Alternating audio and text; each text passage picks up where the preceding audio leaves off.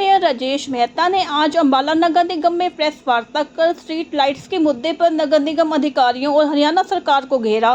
Deputy mayor Rajesh Mehta ने कहा, अंबाला शहर के लिए आई 36 करोड़ की स्ट्रीट लाइट्स का घोटाला हुआ है, क्योंकि वो लाइटें कहाँ गई, इसका जवाब किसी के पास नहीं है। वो लाइट्स का निगम ने क्या किया, इसका जवाब उन्हें मांगे नहीं मिल रहा।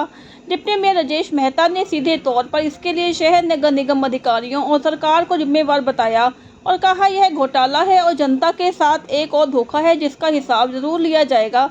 डिप्टी मेयर राजेश मेहता ने कहा, निगम के अंदर जैसे कई घोटाले हुए हैं, जैसे चौक बनाने के नाम पर हो, पार्क, बाल भवन और प्रॉपर्टी आईडी के नाम पर हो, यह घोटाला भी सबसे बड़ा घोटाला है, जिसके जरिए अंबाला के जनता के पैसे का दुरुपयोग किया गया है।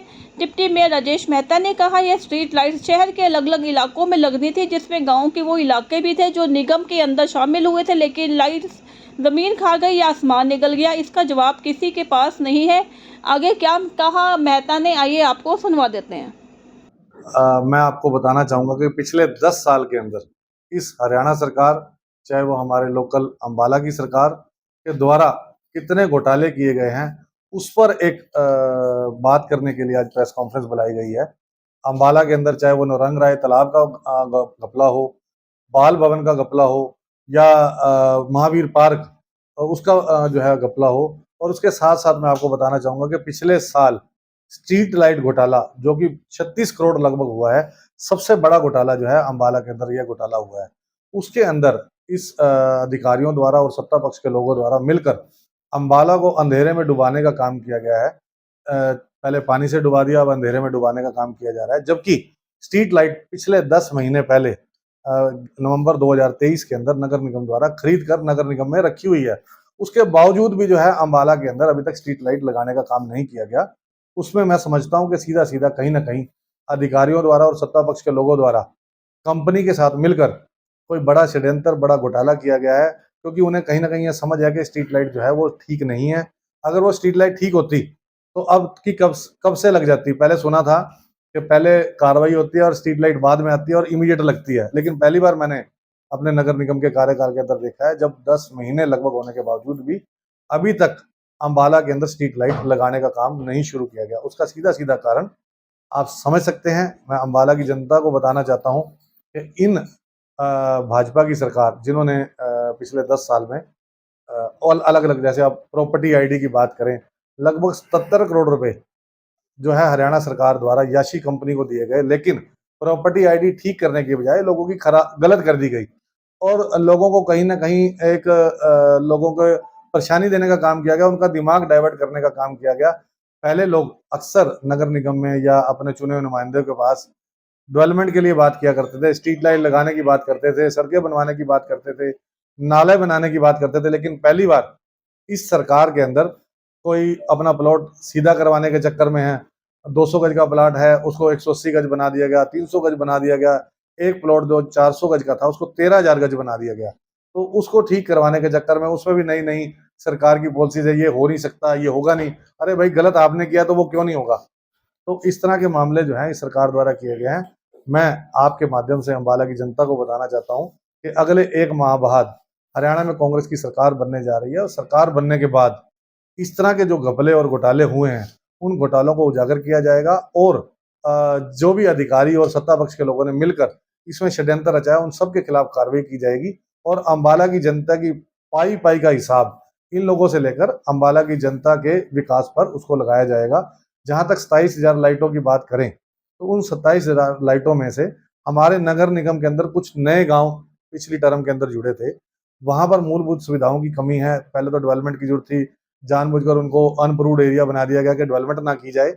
और स्ट्रीट लाइट जो खरीदी गई लगभग 27,000 में से 10,000 लाइट लगभग उन गाँव के लिए थी, जिसमें हमारे जसबीर सिंह जी पार्षद मेरे साथ बैठे हैं, सिंगला जी का भी कुछ एरिया इस तरह का गाँव का साथ लगने वाला है। तो इनके वहां पर मैक्सिमम लाइट लगनी थी, आज वो इन सुविधाओं से वंचित हैं और हमारी जनता जो है वो परेशान है।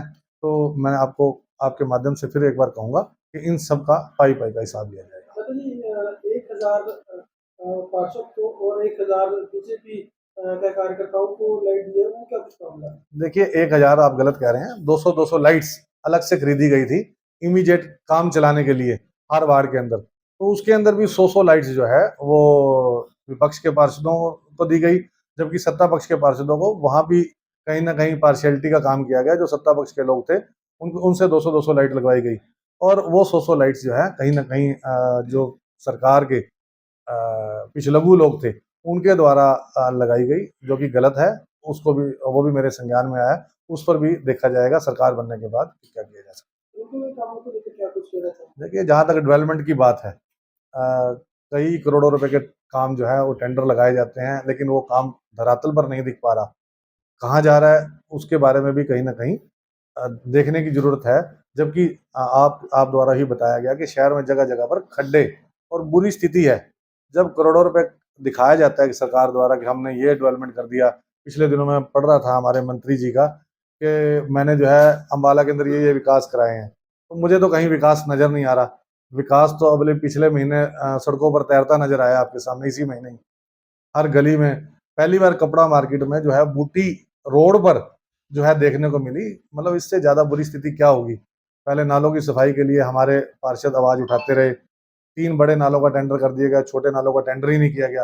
अरे भाई, अम्बाला को कैसे बचाओगे जब सफाई ही नहीं करवाओगे? आप और जगह पैसा खराब कर रहे हैं, चौक चौराहों पर पैसा खराब कर रहे हैं, क्योंकि वहां पर कहीं ना कहीं इनको अपनी अर्निंग होती है, इसलिए वहां पैसा लगा रहे हैं। लेकिन जहां हमारी जरूरत थी अम्बाला शहर की, उस पर काम नहीं किया गया।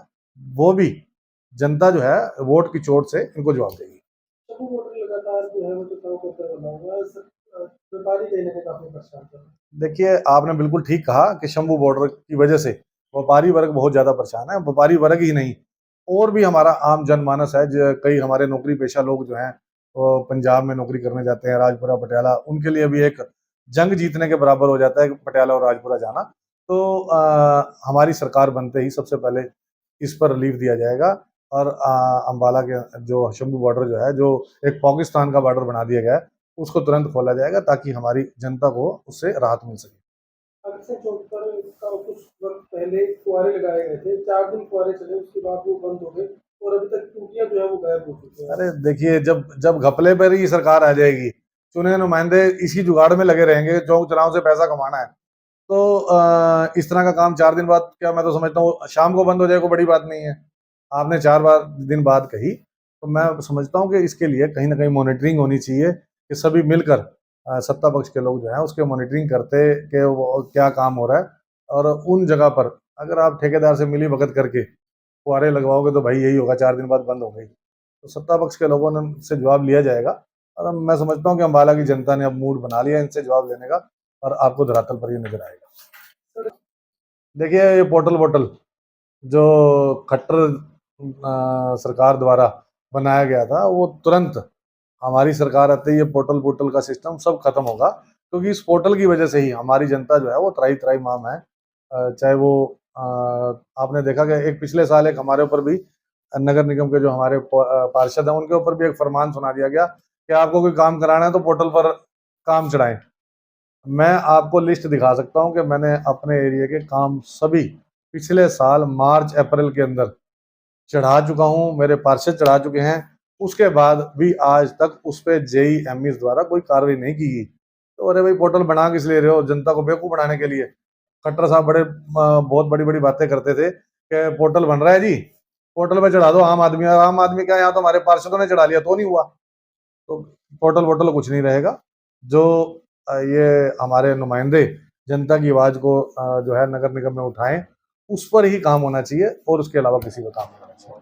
ऐतिहासिक मेला जो वामन अस्थि का है, तालाब में डोले लगाए जाते हैं, वह अभी तक बनके कंप्लीट नहीं हुआ, और जो वामन द्वार बनाया जा रहा था वह कंप्लीट नहीं हुआ, उसकी देखिए, मैं आपको सबसे पहले ही बताया है कि जहां तक नौरंग राय तालाब की बात करें, इसका बजट जो है वो लगभग 3 गुना कर दिया गया है सरकार द्वारा।